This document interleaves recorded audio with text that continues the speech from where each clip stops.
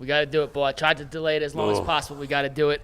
I'll even delay it 1 second longer with a quick word from FanDuel. If you're saying goodbye to your busted brackets this spring, because FanDuel lets you bet on every game of the NCAA tournament, whether you're betting on a big upseed or a big upset, or a 1 seed, it's time to go dancing on America's #1 sportsbook. And right now, new customers get $200 in bonus bets if their first $5 bet wins.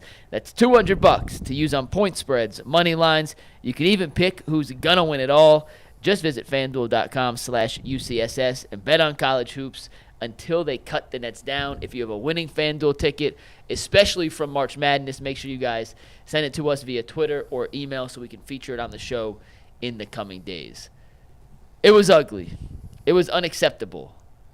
There's really not any other words I have to describe what happened last night in Charlotte between the Cavaliers and the Hornets. Jason, I'll ask you first. We texted before the game. I said it would be the most Cavs move ever to hear the news of Donovan Mitchell coming back Friday, to have the momentum of Strus coming back last night, to lay an egg and lose that game, and it came to fruition. So if you want to say I jinxed him, my bad, hand up. But there's no excuse to lose to Charlotte on the road, a team that hadn't scored 100 points in 5 games in 2 full weeks. They had 100 after 3 quarters. Offensively down the stretch, the Cavaliers were non-existent. It was frustrating to watch, and with the loss, the Cavs have fallen into the 4th seed, surpassed by the Knicks. What the hell did you make of that performance last night? Awful. They're in a bad spot right now, and they're running out of time. And I don't want to keep repeating myself, and I don't want to keep digging up the body just to bury it again and having the same conversation over and over again. But I don't know if there's enough time to salvage how far they need to go, and certainly getting Donovan back is going to help. And hopefully here these last couple of weeks that they're going to get all their pieces back. But it's a lot of triage that they have to do in a short amount of time. Actually falling to 4, catching Orlando, considering some of the other options, that's not terrible. I think they can beat Orlando in a first-round series. But now you're setting yourself up for what? Boston in round 2? I mean, does it matter in round 2? Whoever they play, they're going to lose in round 2. Probably. Wow. Even if they somehow win in the first round. Probably. I don't think they're better. I've said all year I don't think they're better than Boston or Milwaukee. But, yeah. No, and they couldn't beat the Knicks either. Probably not. No. They're in the Heat? There's a couple of teams right now that I feel really good about. Orlando and Indiana. I feel really good about them against Orlando and Indiana. And that's about the extent of that list. No, it was a bad loss, and they're just in a really bad stretch right now. Yeah. This is not a team playing its best basketball at the end of the season when they need to be. You know what's interesting, by the way? It's not the Cavs. It's the fact that Boston could end up playing Philly in the first round. That would be something. Or Miami again. They're probably going to play one of those 2 teams. It could end up being Indiana, but it's very likely to be either Miami or Philly that Boston's going to have to play in the first round. The Cavs are unwatchable. Dang. And if Donovan Mitchell were not coming back, there'd be no reason to watch another regular season game for the Cavaliers. Dang. They have, 60, 70? They have 9 games left. Yep. I wouldn't say unwatchable. They are unwatchable. I would say, listen, first of all. They're terrible. I wouldn't say, yesterday was bad. Defensively, they look horrible. And it's sad because it's like all JB focus on defense, and they just look terrible. And the stars, now you talk about this core 4 thing, you had 3 of them that played in this game? Mobley. Everyone but Mitchell. Darius was terrible. Darius was terrible. Mobley was. None of those guys are stars. Let's stop. But Darius, they're not stars. They have 1 star. But this is the thing with Darius. Darius had a double-double yesterday. I don't care. But he shoots horribly from the field. It's unbelievable. So don't call. By the way, you can't call Garland, Mobley, or even Allen, who I love, stars. None of those guys are stars. There's no core 4. That's embarrassing to even say it. It's almost as embarrassing as the stupid junkyard dog. It's almost as embarrassing as, what's their hashtag again? Let them know. Let them know, which is embarrassing. The whole organization is a disgrace right now. You're going to see that Coach is getting fired. Kobe Altman, who should never had I apologized to him last year. I said I was wrong about him, but I was actually right. Jason was right. Everybody that killed him was right. He don't know what he's doing. He's getting fired at the end of the year. And Donovan Mitchell's gone. Stop conning yourself into believing he's going to stay here. He's going to be traded at the end of the season. The Cavs are going to lose in 6 games to Orlando. That's going to be the ultimate embarrassment. Don't say that. JB's going to, get a job working at Target next year, and I don't know what else is happening. That's it. Dang, boo. Yeah, I'm too They harsh. got you. Listen. This team just sucks. When they went on that 18-2 run, I finally gave them a slug. everybody was like, "Oh yeah, it looks Let's face it, they beat nobody. They beat mostly bad teams.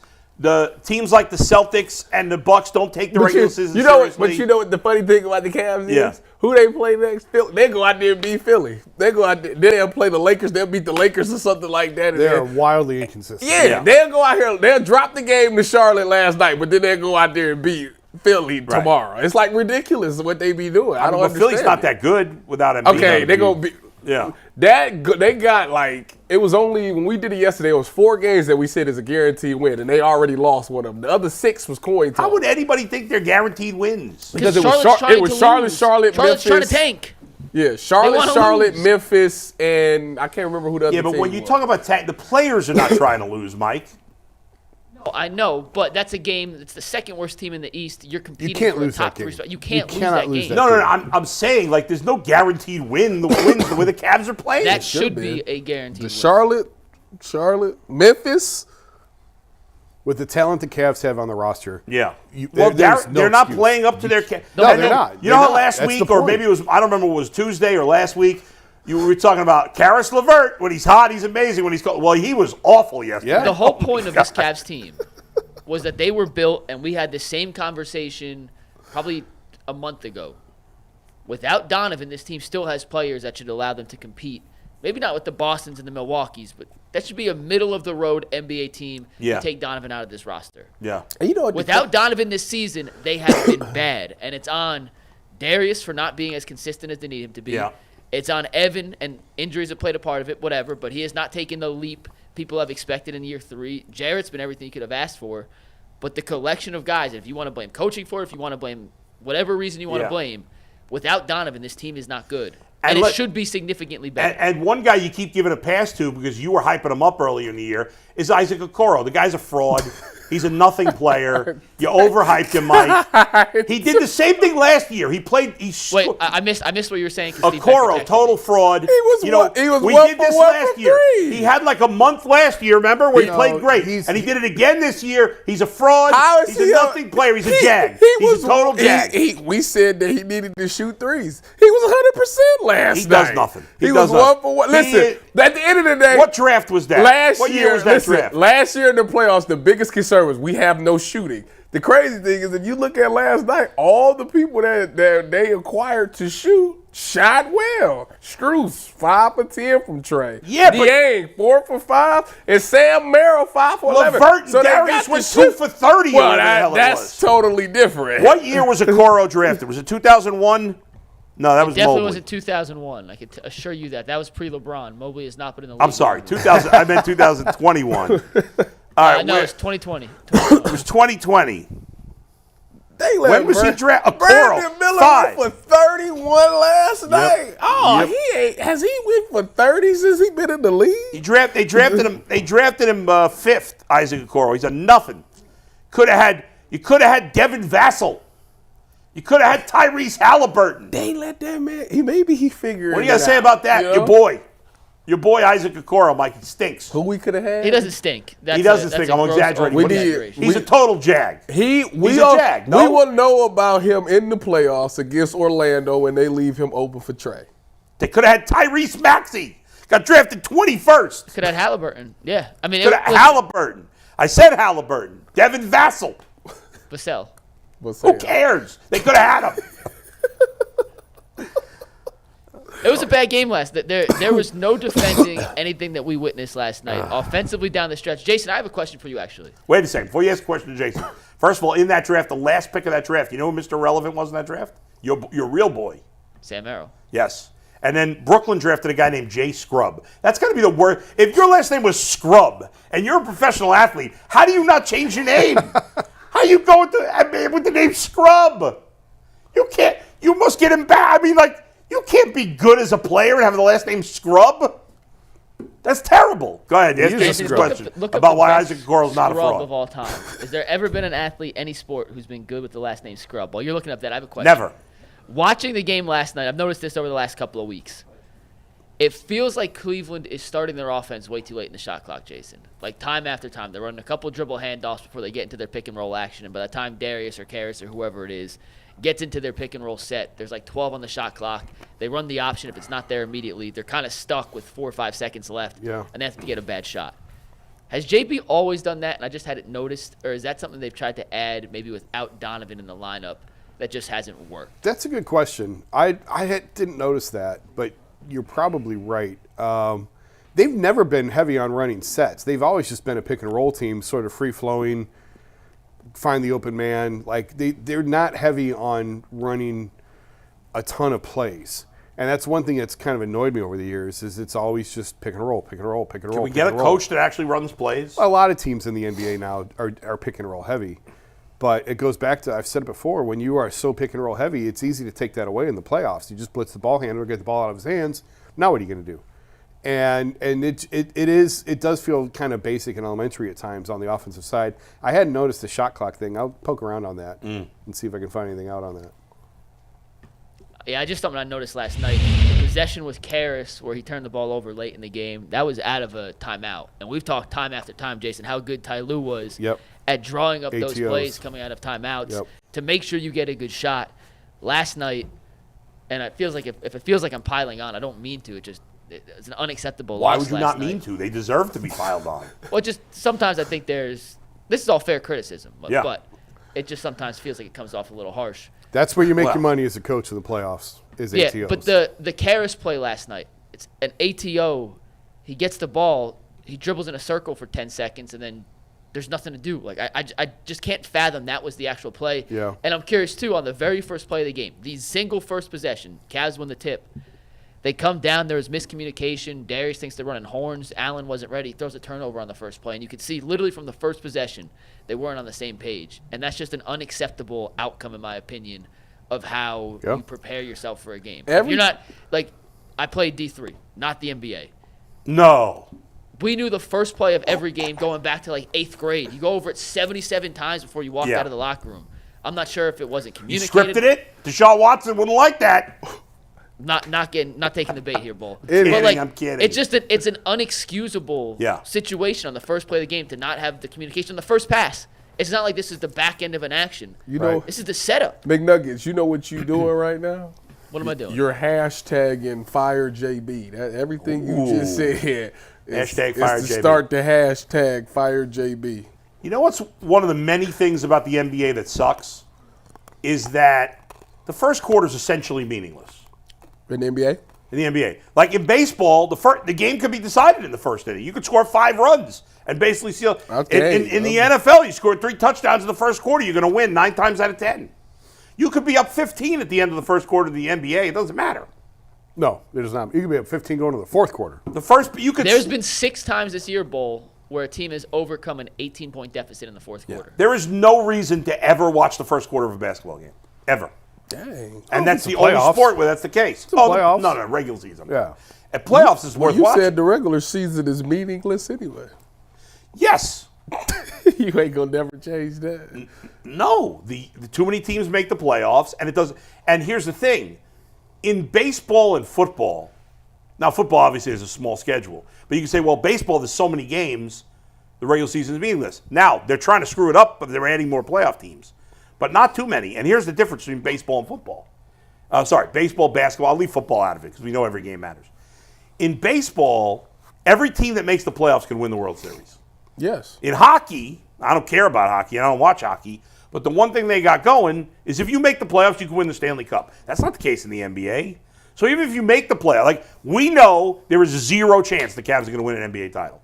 So whether they make the playoffs. That's not true. There's no chance. I wouldn't say no realistic chance. There's a puncher's chance. No, there's not a puncher's chance. There's a Jason, I would use the Chris Broussard. There's a puncher's chance that they can win. They have the talent to make a run. Do I think they will? No. See? You think they have a puncher's chance to win an NBA title this year?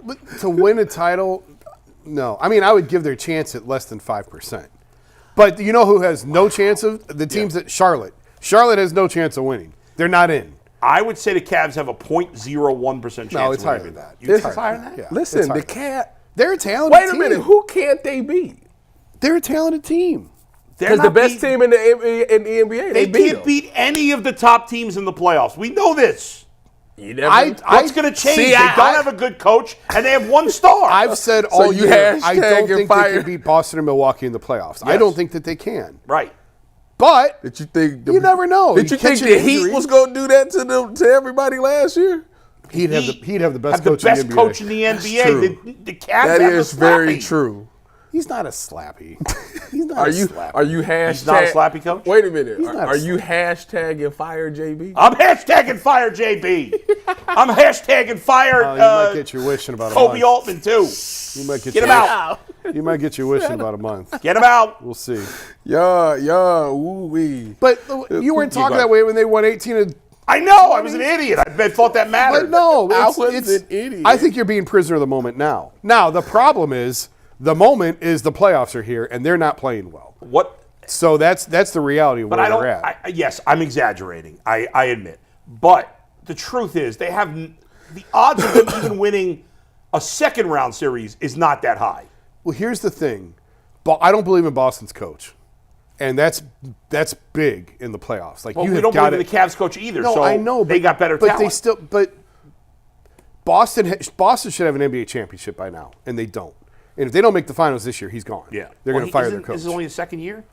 It doesn't matter. They can win 65 games. If Missoula doesn't win a championship, he's out. Yeah, He's but out. wasn't last year his first year there? Yes.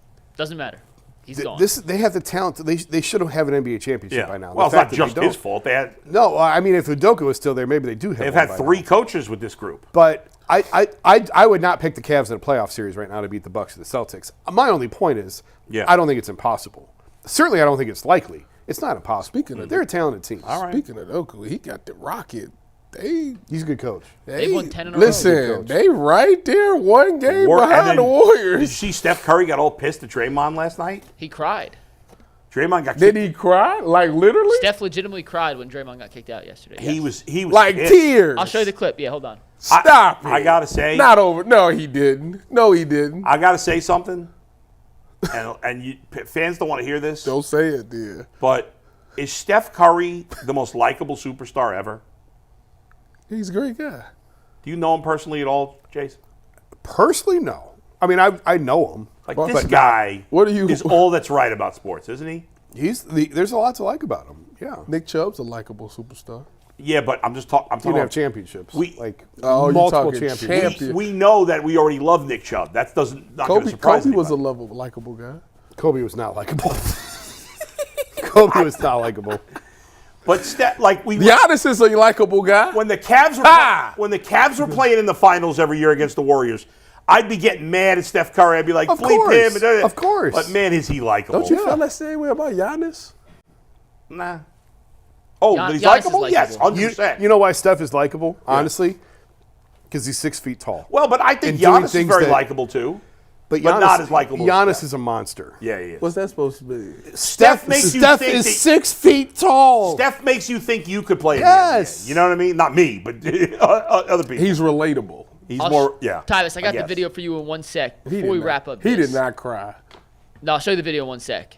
But last thing on the Cavs, then we'll do Steph. Don't play keep cut trade. But I think right now, if you look at the Eastern Conference, the Cavs are looking at, all right, who do we want to play? Who do we want to avoid in a first-round matchup? I feel like every team below the Cavs are like, all right, how can we get in a matchup with Cleveland right now? Yeah. Oh, Like they're the team 100%. that Yeah. every other team in the Eastern Conference wants Yeah, to play. And that's Yeah. a hard reality to accept, knowing how good this team could be. And a few weeks ago, Yeah. there were coaches that wanted no part of the Cavs. Right. So it's a problem. By the way, was there somebody on the panel yesterday that said UConn could beat an NBA team? Steve Becker suggested that. Okay, Steve. Oh, that's right. He was texting about it. He claims he wasn't saying that. He was just kind of. Well, we had the interview drop, so we had to fill 20 minutes, so we were just filing through a bunch of things. We saw. UConn would go 0-82, wouldn't they, in an NBA schedule? They could catch fire one night, but they'd win no more than 2 games. All right, so they go maximum. 2-80. No more than 2 maximum. Well, it wasn't that he said they could win he was like they could get into the. Somebody said they can get into the. No, we said if LeBron went to Akron, could they win a championship? That was the big. Oh. Well, that was a different question. Okay. All right, here's the Steph Curry video in case you missed it yesterday. Draymond got ejected early in the first quarter. The Warriors ended up 3 winning minutes the game. in. Yeah. 4 minutes. The Warriors ended up winning the game, but this was his reaction, Steph Curry's reaction.